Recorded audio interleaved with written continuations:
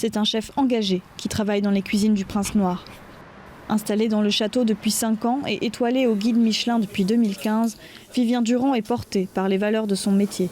Ce qui m'a amené à la cuisine, c'est faire une génoise avec ma mère. J'étais tout gamin et je trouvais ça tellement génial que je me suis toujours dit je serais cuisinier. Parce que tu donnes quelque chose qui vient de toi aux gens qui t'entourent et surtout il y a une grande possibilité de création. La notion de partage ne se retrouve pas que dans l'assiette. Vivien Durand et ses équipes travaillent en grande partie avec des producteurs locaux, comme pour les châtaignes cuisinées aujourd'hui. Elles viennent d'anciennes, je suis allé visiter samedi. Tout ce qu'on peut trouver en ultra local, ben on le prend quoi. Donc tu vois, on parle de châtaigne, mais il y a ça aussi. Nous, on ne fait pas notre pain, il y a plein de trucs qu'on ne fait pas.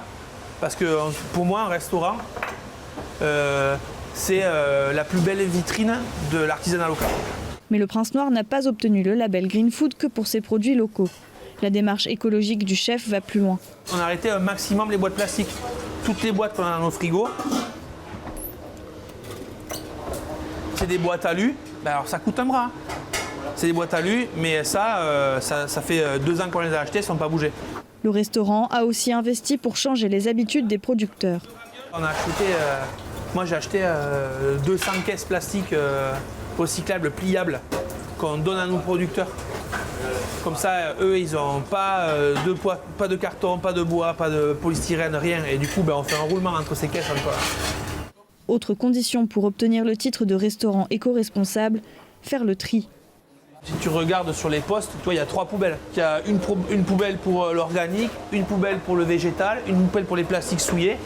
Les déchets végétaux sont ensuite envoyés au compost dans le parc du château avant de nourrir la terre des potagers.